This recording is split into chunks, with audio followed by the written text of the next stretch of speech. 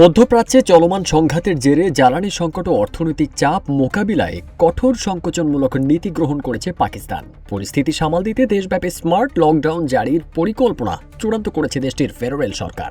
প্রধান অংশীজনদের সঙ্গে আলোচনার পর যে কোনো সময় এর আনুষ্ঠানিক ঘোষণা আসতে পারে বলে জানিয়েছে সংবাদ মাধ্যম এক্সপ্রেস ট্রিবিউন। বিদ্যুৎ সাশ্রয়ের নতুন পরিকল্পনা অনুযায়ী রাত ৯টার মধ্যে বাজার ও শপিং মল বন্ধ করতে হবে। সামাজিক অনুষ্ঠানে সর্বোচ্চ ২০০ জন অংশ নিতে পারবেন এবং সেটা রাত ১০টার মধ্যেই শেষ করতে হবে। আর পরিবেশন করা যাবে মাত্র ১ পদের খাবার। এদিকে জ্বালানি ও যাতায়াত খরচ কমাতে সরকারি অফিসে হাইব্রিড পদ্ধতি চালু হচ্ছে। সপ্তাহে ৩ দিন সশরীরে অফিস এবং ২ দিন বাসায় বসে অফিস। জরুরি বিভাগে কাজ হবে সশরীরে ৪ দিন আর অনলাইনে ২ দিন। বেসরকারি অফিসও একই বিবেচনায় রয়েছে এবং সবার উপস্থিতি থাকবে ডিজিটাল নজরদারিতে।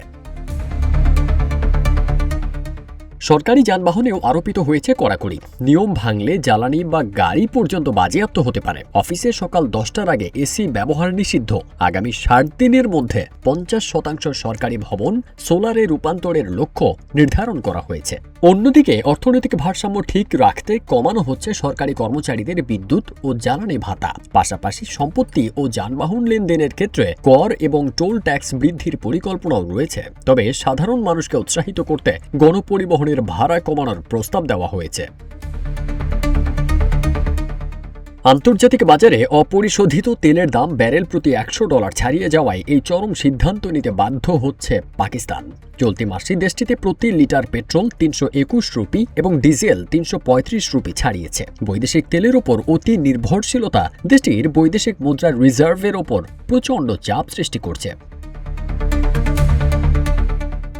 এর আগে সিন্ধু প্রদেশের স্থানীয় সরকার মন্ত্রী জানিয়েছিলেন, ইরান যুদ্ধের প্রভাবে সৃষ্ট বৈশ্বিক তেল সংকটের কারণেই সরকার এই স্মার্ট লকডাউন নিয়ে ভাবছে। ইতিমধ্যেই অনেক এলাকায় শিক্ষা প্রতিষ্ঠানে অনলাইন ক্লাস ও ছুটি ঘোষণা করা হয়েছে।